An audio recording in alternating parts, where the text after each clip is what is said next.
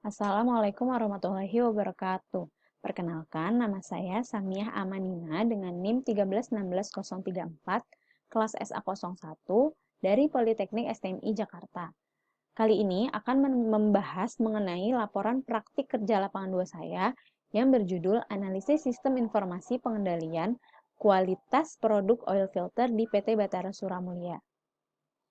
Pada pembahasan pertama, saya membahas mengenai latar belakang, yang mana pada PT Batara Suramulya memiliki perhatian besar terhadap peningkatan kualitas produk, khususnya dalam menurunkan jumlah produk oil filter yang tidak sesuai dan masih memiliki kecacatan produk pada proses produksinya. Pada masalah ini, divisi yang bertanggung jawab adalah Quality Control yang berada di PT Batara Suramulya. Selanjutnya adalah analisis sistem. Di sini saya membahas berupa identifikasi masalah pada kelemahan-kelemahan sistem pengendalian kualitas di PT Batara Suramulya.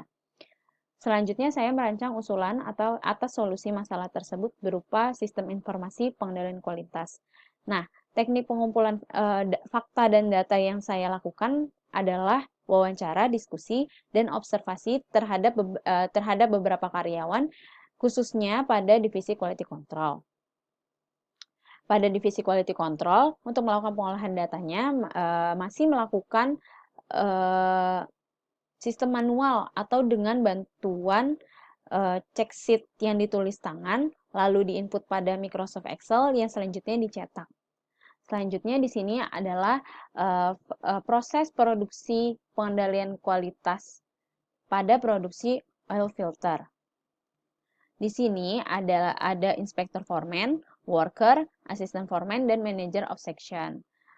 Mulanya, proses pengendalian kualitas itu dilakukan dengan pengecekan bentuk pada produksi oil filter yang selanjutnya dioper ke bagian worker untuk dilakukan tes kebocoran. Jika memiliki kecacatan atau kebocoran, akan diperbaiki, yang selanjutnya akan dilakukan final inspection oleh asisten foreman dan laporan dan akan ditulis dalam sebuah laporan yang akan diserahkan pada manager of section.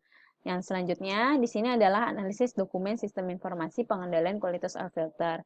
Di sini saya mengambil sebuah dokumen dari data leak test harian atau data tes kebocoran pada tes hariannya. Di sini ada item check-nya berupa leak of housing, seat AC, simmer, packing, dan position. Yang terakhir ada total of scrap-nya. Jadi total of scrap di sini adalah total dari kebocoran pada produk yang telah dilakukan leak test. Selanjutnya, ini berupa keterangan dari dokumen yang sebelumnya. Nah, selanjutnya di sini adalah leak test data per bulan yang sudah di-input dalam Microsoft Excel. Sama seperti data hariannya, memiliki item check yaitu housing, seat AC, simmer, packing, position, sama total of scrap-nya, tapi ditulis berupa persen dari tiap produk yang sudah dicek. Ini keterangannya. Nah, selanjutnya di sini adalah use case diagram sistem informasi pengendalian kualitas oil filter. Sebelumnya saya sudah bahas pada flow map dan di sini adalah use case-nya. Saya mengambil dari inspektur foreman, asisten foreman, dan worker serta manager of section. Di sini inspektur foreman bertugas untuk melakukan pengecekan bentuk oil filter dan membuat laporan leak test data. Yang melakukan final check adalah asisten foreman, terus yang melakukan pengecekan kebocoran dan melakukan perbaikan adalah worker, serta manager of section-nya menerima laporan leak test data. Ini kurang lebih definisinya.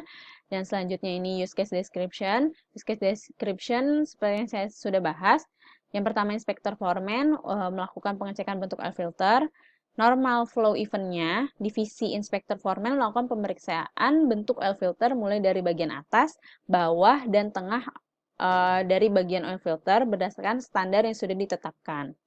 Nah, selanjutnya melakukan perbaikan.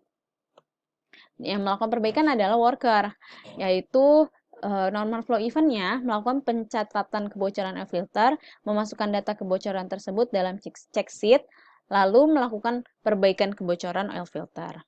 Selanjutnya, yaitu asisten foreman.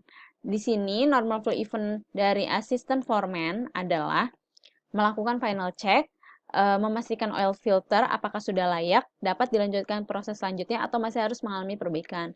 Jika oil filter dinyatakan sudah layak, maka akan didata dan dimasukkan ke dalam laporan leak test data.